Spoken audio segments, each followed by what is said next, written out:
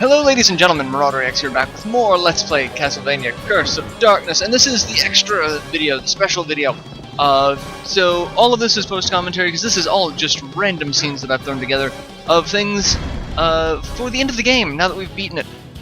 So as you can see, we are walking back in to Dracula's throne room to refight Dracula. This is already on a previously saved video, so this is the same file that I was just goofing around with. One thing I did not do is, you need to go and sit on Dracula's throne.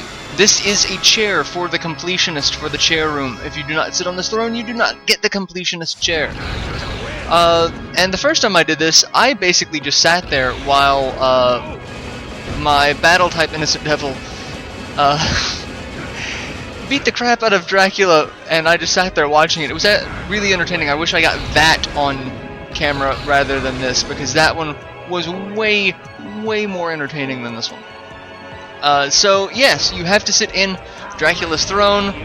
Only sitting in it once is more than enough for it, so yeah.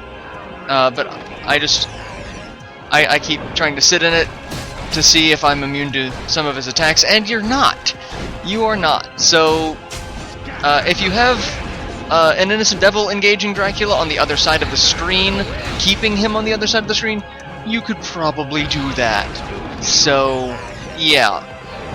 And in between, I'm going to be beating this form of Dracula, because I'm going to go to the other form of Dracula and show off something that I mentioned in the LP itself when I first fought Dracula, the Gatling gun strategy.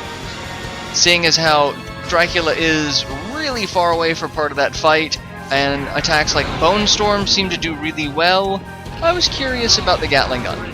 So we're going to not die to Dracula, I promise. I'm going to use a bunch of items that I don't need to use. This is actually my other save file where I had already done this and used all of my high-end healing stuff, so I went back and fixed that so that I don't lose all of those fun healing items. But yeah, this is I really could have cut this fight, and I'm sitting here looking at it, it's like, I probably should have. I'm gonna go back and sit in the chair, because, you know, it's actually a good place to hide for that laser attack, because he won't target the chair. He doesn't want to damage his chair. He likes his chair too much. And Corpsey over there is having just kind of a hard time, and Dracula's blocking the attacks, and I'm using the feather sword because I was kind of curious as to how much damage it did, if it made the fight any easier. It really doesn't. Some of the attacks like that make it a little more entertaining, but its average damage is about the same per combo. You just get less hits in, and I keep trying to steal from him, forgetting that you have to jump and steal, because you have to steal from Dracula's head, which is a pretty common theme in Dracula fights in the Castlevania series. You have to jump and attack specifically his head in a lot of previous games. So I think that's a fun little nod to previous games that didn't quite, you know, mention in the LP itself. Alright, so we beat Dracula's first form, and we go into the second form fight, and we get to play with the Gatling gun, like I said, and I do kind of feel bad for anyone who actually spent the materials making the Gatling gun. As you can see, I've already made it.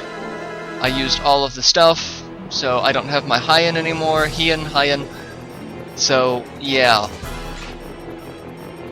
And like I said, I do feel kind of bad, because this is what it does. It does 1 point of damage per little bullet. Now granted, I'm holding it on there for a couple of seconds, so it's doing like 20, 30 points of damage each time, but it's not an effective weapon at all. The sad thing is, Corpsey's Bone Storm is doing better. and it requires hearts. So yeah, that's very, very unfortunate. So yeah, at this point I try to use a ticket to escape. I'm like, oh, you can't use ticket. Okay. Yeah, Corpsey doing, you know, more damage than the Gatling gun. And granted, Corpsey is a battle type Innocent Devil, so that, you know, him doing damage makes a little bit of sense. But it's still really disappointing just how useless the Gatling gun is. Especially in like this, where you have Dracula all the way across the screen. He's not over there for long, but it would have been nice to, you know, hit him if you had the chance, and you don't.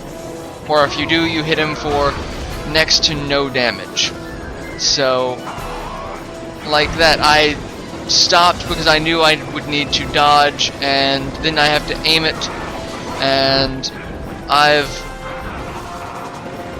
haven't even done a quarter of his first health bar. Yeah, so I gave up.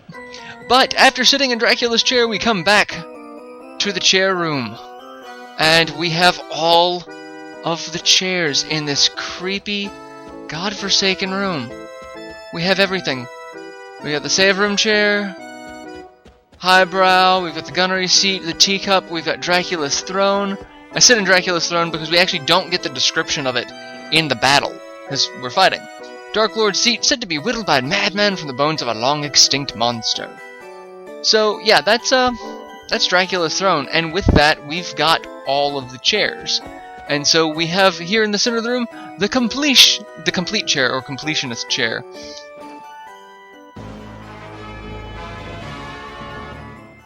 You sit in it, and you get that noise. Well done, your rear has sat upon a multitude of chairs. This chair is the proof. Good sitting. Yeah, that's it. That's what you get for getting all the chairs. So far this LP, I've got 100% of the map completion and 100% of the chairs. I did not get 100% of the items, unfortunately, because trying to get some of those items is just a right nasty pain in the ass. So, yeah, those are all of the chairs. I hope you found them as well in your Let's Plays, or your playthroughs, because I missed half of them most of my playthroughs, so if it weren't for, you know, maps, I would have lost it. So coming here, if you go to the teleport room after completing the game, you get a new option, Boss Rush Mode. And like any other Castlevania game, this is just you fight the bosses in order, one after another, with a time. So you are timed to see if you can beat your fastest time of beating all of the bosses. This is a good way to get some of the items that you may have missed from stealing. I don't believe the Clockwork and Crazy Armor here have a steal prompt. I don't remember. I was just seeing how fast I could kill him, because I'm doing 86 points of damage a hit with the laser sword, and I really feel like I'm not going any faster than the first time I fought him, but I could be wrong. It's been a little while since the first time I fought him here. But just like the first time, he will dismantle himself and then reconnect himself in a completely different fashion. How the gears are moving, I don't ask. So, at this point I'm like, I should probably have something that would actually help me do damage. But yes, the Boss Rush mode, really good way. So if you missed the steal from Dullahan the first time around, you missed the steal from Isaac, you missed the steal from, you know, Belmont, whoever, you want to go back and do it, and you can do it multiple times. So if you want multiple curries, you just do the Boss Rush mode.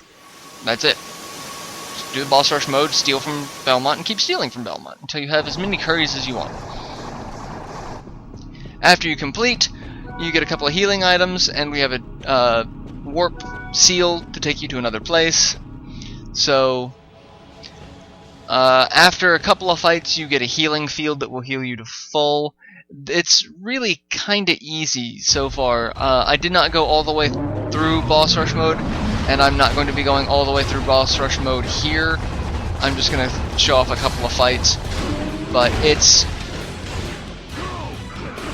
I didn't need to use too many healing items because these early bosses, they're not really scaled up to be a threat to you by the time you're level, you know, 40 plus, which is I think where I'm at.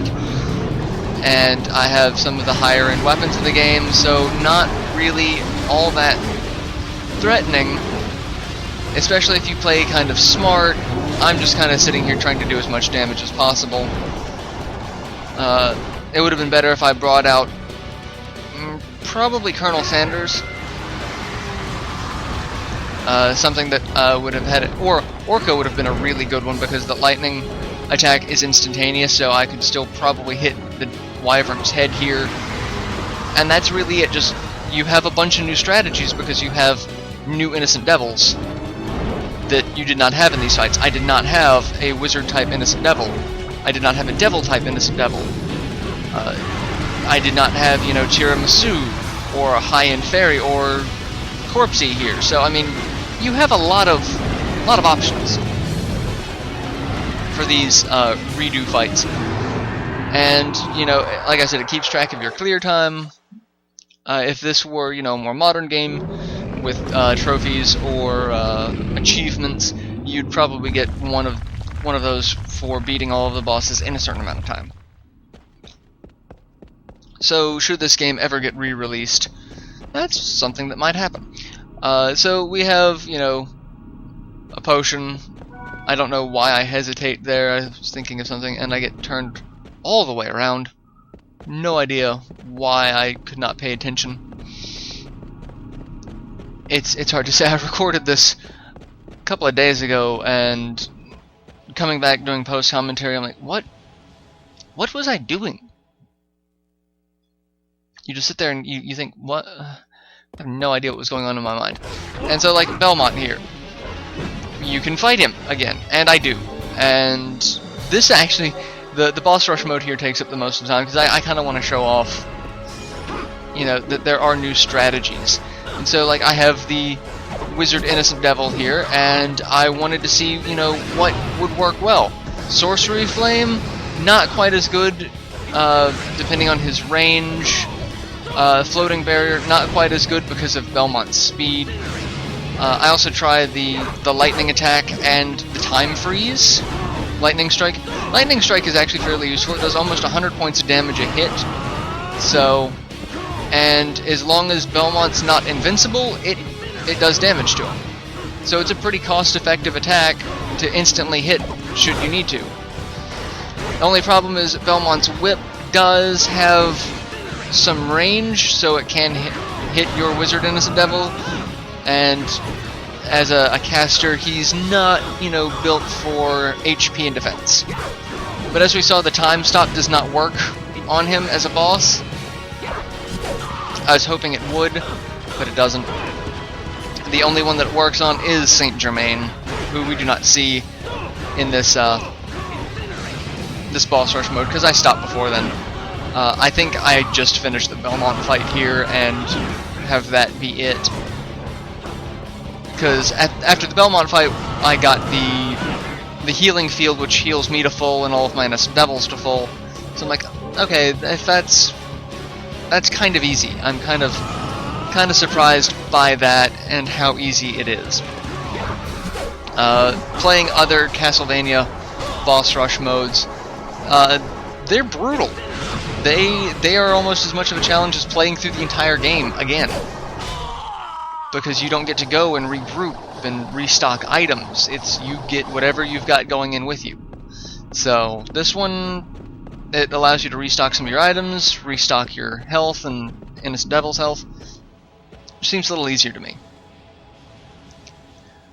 But now that we've beaten Belmont, if you go back, we have two new options: at Crazy and at Trevor. Play Crazy difficulty, which is just a really hard difficulty, and at Trevor allows you to play as Trevor Belmont, and this is actually really fun. If you were a fan of Castlevania Lament of Innocence, this plays very, very, very similarly to that. So much so that I'm half tempted to do just a quick LP of Trevor. Now, naturally, the story doesn't change. There's nothing different. Just like Limit of Innocence playing as Joheim, it does not change anything. Starting off, Belmont has all of these sub-weapons. He has a whip and he has kick attacks.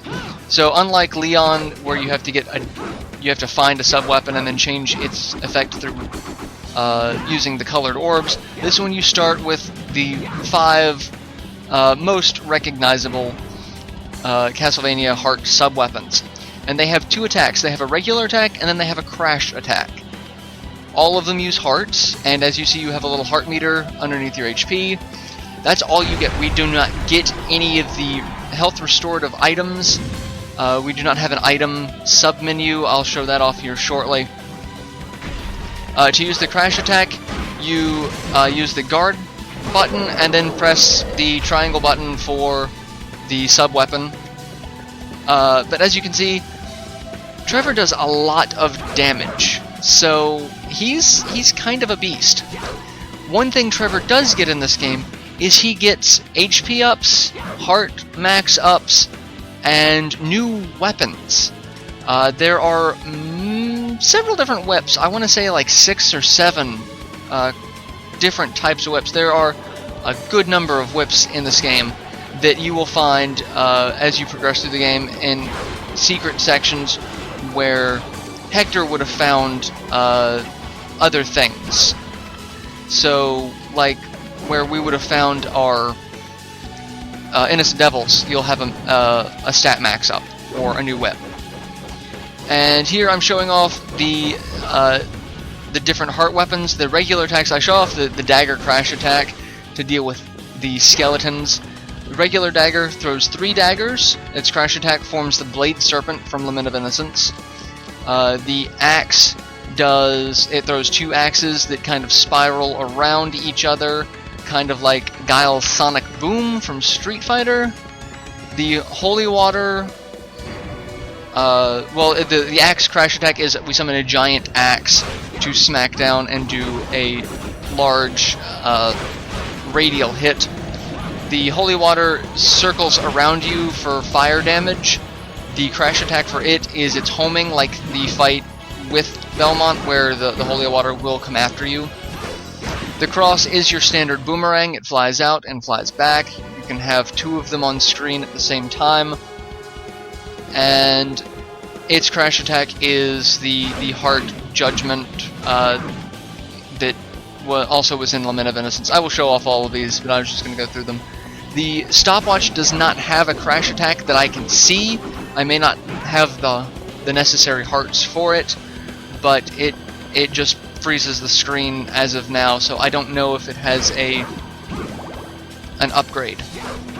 Because I do only have 60 hearts, and the stopwatch by itself really does consume a ridiculous amount of hearts. So,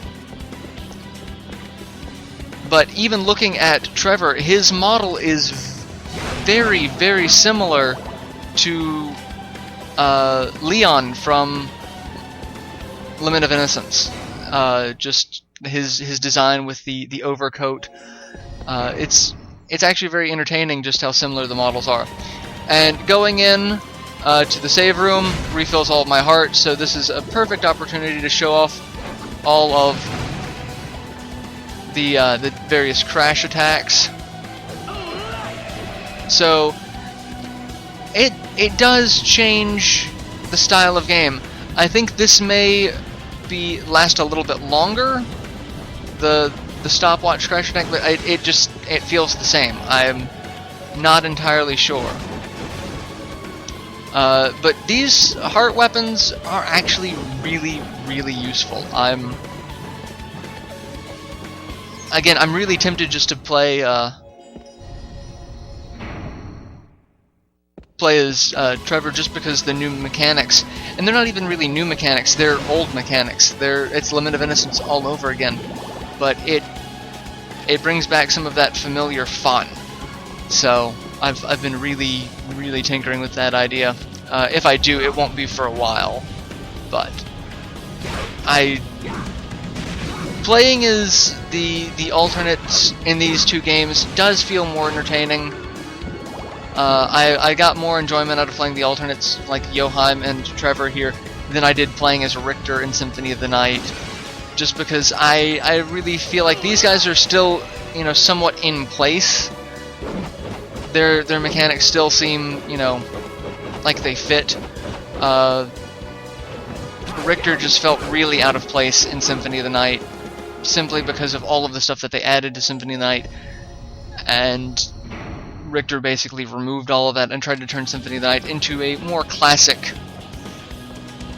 Castlevania game that's based off of, you know, brutal skill. So it really is to each their own. So I know there are a lot of people who really liked playing as Richter. I think Trevor and Joheim are a little more rewarding, personally. So if you've beaten the game, I strongly recommend trying out Trevor Belmont, or if you were a huge fan of Lament of Innocence, also try that out. And I remember that there is, this is the menu I was saying, we have an equip menu, which all we can equip are new whips.